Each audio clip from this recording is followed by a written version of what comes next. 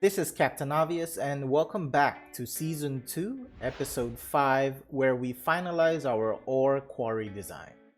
It's amazing how at about 20,000 population that we are only currently using 2 game tiles. Now we get to unlock a third tile for our ore quarry. Once we have located the ore ground resource and determined its overall size, we then will need to flatten the area to make room for our extractors. Notice how we have limited soil availability because the only vanilla mod we are using is unlimited ore and oil resource. Otherwise, this ore quarry will not function. While the visual mods I am utilizing is Cinematics Camera and Hide It to remove distance and volume fogs to make it easier to view from top view. In function versus aesthetics, function will always win. In this case, the primary function of our ore industry is to provide sufficient extra income for our city's economy. To accomplish this, we will need to produce at least 50 tons each of metal and glass. Then we may proceed to find a balance to design our ore quarry to be more aesthetically pleasing.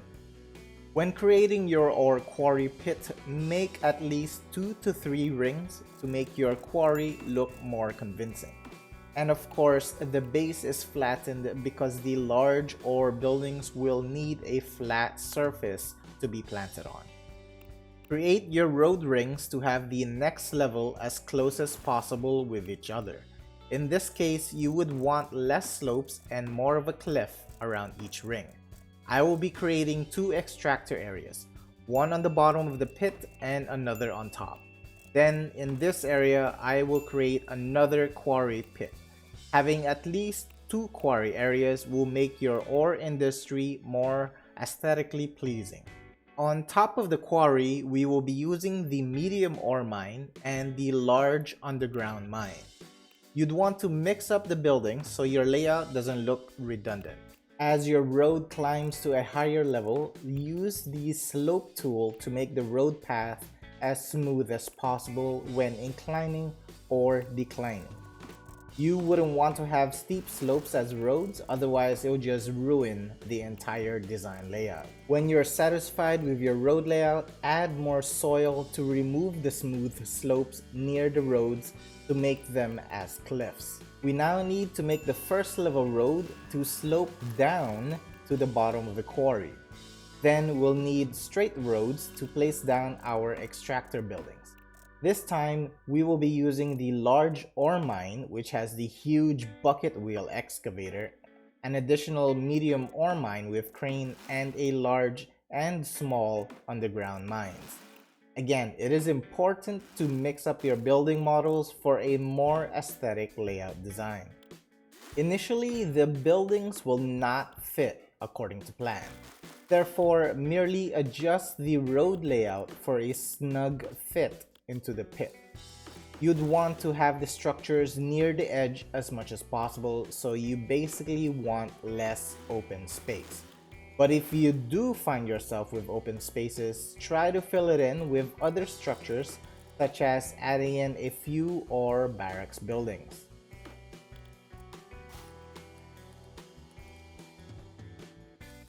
From the top level, I will create a path towards another ore quarry.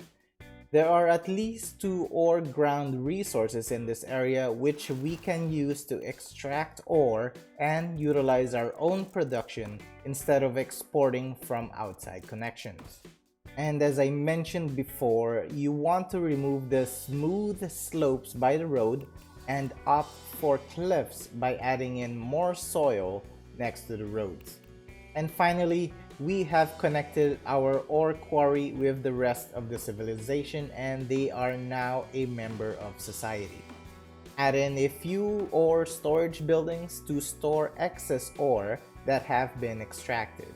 Utilize a variety of storage structures, and you may also use warehouses if necessary. Now that we've established our extraction site, we will need to add in the production buildings to process the extracted resource. As much as possible, utilize the structures with the most production rate, such as the rotary kiln and fiberglass plants. If the layout starts to look redundant, slap in a few of the lower tier processing buildings. Also, add in several barracks because you want to increase the work efficiency of your industry production to at least 100%. We'll take a closer look at our quarry and pause the simulation while we make minor adjustments. The road is currently too flat on the same level, and we need to make it more of a gradual inclined slope. Of course, using the Move It mod would speed up the progress. Overall, I play vanilla to encourage other players who are on console that you don't need a million mods or assets to make your dream city. Also, I really hate it when a new DLC comes out, then you have to wait for the mods to be updated to be compatible with the new DLC. And the absolute worst part of all is when your game crashes and you lose your city progress. That rarely happens in vanilla gaming. Nevertheless, in the future, I will be making a limited mods and assets Let's Play series. I'm going to let the simulation run while we improve the road slopes. And as you can see, the sloped roads do improve the overall look of our quarry.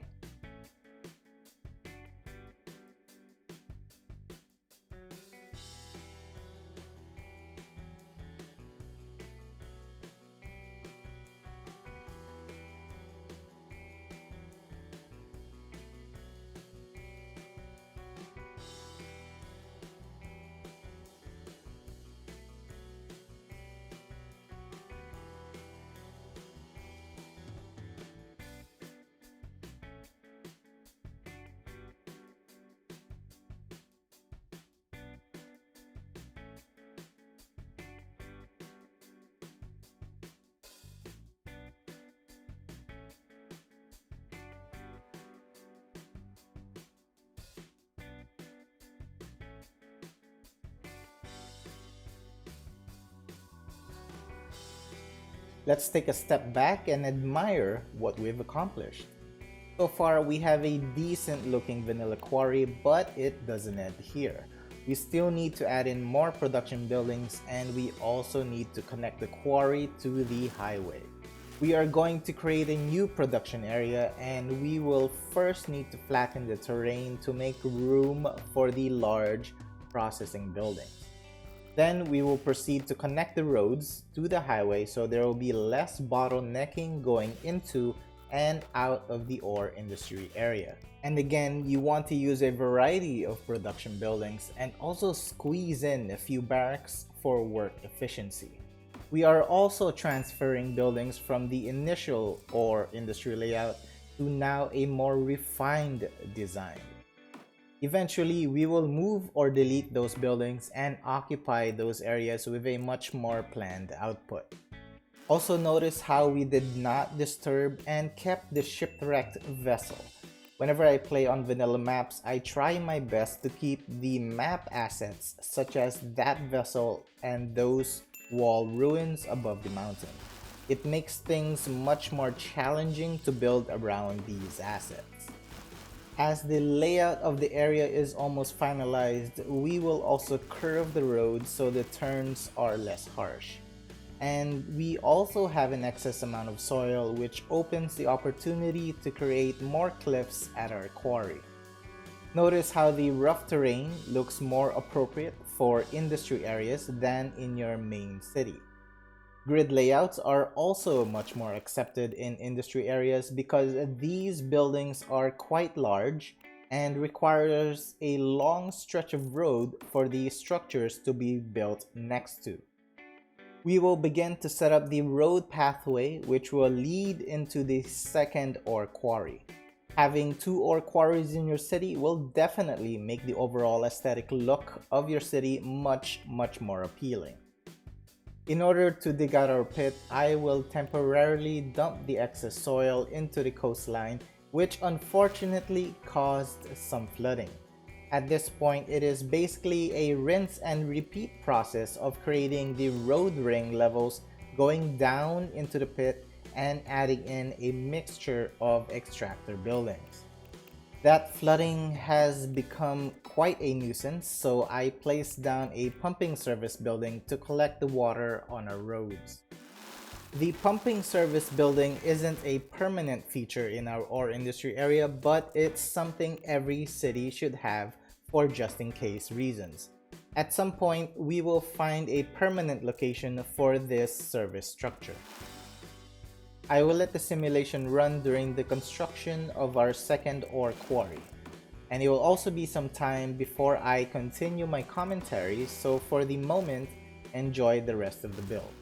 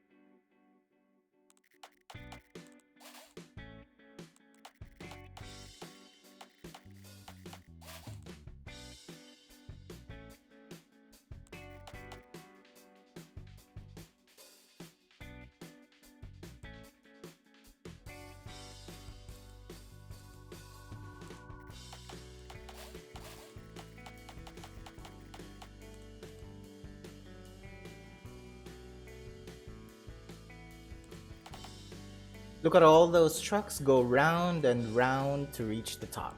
That looks just as awesome as watching trains pass by. Who'd have thought that watching trucks would be just as entertaining? We will be creating a pathway going to the top of the mountain that will lead to the oil industry area for a future episode. And while we're up here, we'll create another area with production buildings. One of the trickiest part of creating any industry type is having to scatter your production buildings. Our ore processing buildings are scattered quite nicely, which makes for an appeasing overall design. And here towards the midway point of the mountain will be another ore processing area. We now have at least 4 areas for ore processing that is scattered throughout the mountain. Not to mention, we still have a massive amount of space at the base of the mountain in case we need more processing buildings. There's also space at the coastline for more structures if necessary. I believe we have more than enough processing buildings for our ore industry to be profitable. Therefore, we will make use of the large space at the base of the mountain with unique factories, which are extremely large and therefore fitting in the said area. Thank you, Mr. Pumping Station, for your service. Your contribution to the city is well noted, and we are sure that in the future your services will again be required.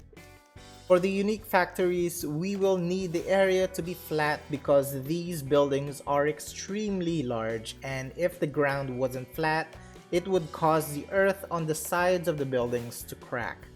Also notice how we curved the 6-lane road instead of creating a 90-degree angle.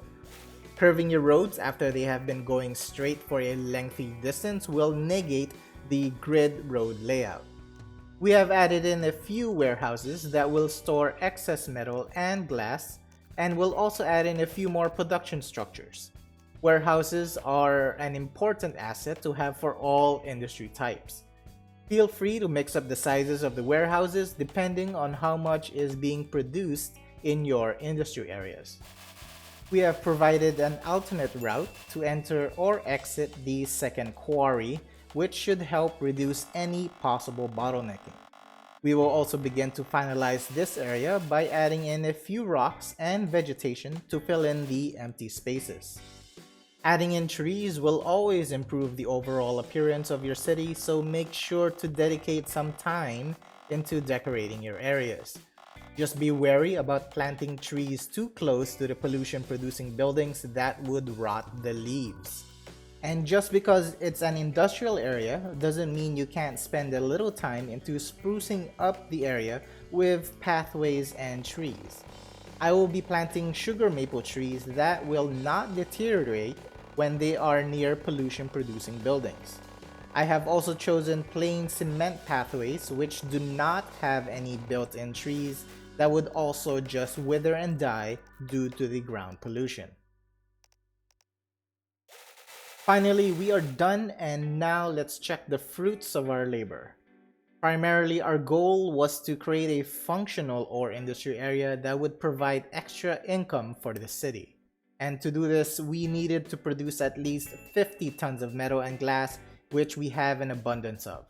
As a result, we are earning well over 10,000 a week, and I will keep this running at ×3 speed to see if there are any severe deficit fluctuations. We also have more than enough barracks buildings to have over 100% efficiency for our workers. However, we are importing 480, but that 500 simoleon expense is insignificant compared to the extraordinary profit that the industry is generating. Other than being functional, our ore area is easy on the eyes. She is definitely pretty to look at, taken into consideration that this is a vanilla build without any extra steam assets. We have at least 2 ore quarries with scattered production areas, and not only is our ore factory functional and aesthetically pleasing, it is also utilized in a practical sense, because it is part of an actual city that we are reconstructing. Let's also check the traffic flow of our new ore industry, and the roads are all green. Overall, the traffic flow of our city is at 94% with a population of about 20,000. A reminder that we are playing vanilla without any game-changing mods, therefore everything you see here is absolutely possible on PS4 or Xbox. Slowly yet surely, the reconstruction of our vanilla city in a different direction is starting to look better than the original. If you would like to see the progress of our vanilla city, make sure to smash that subscribe button, leave your comments down below, and let me know what you like and dislike about the build. This is Captain Ahvious. I thank you for watching, and I hope to see you again in the next episode.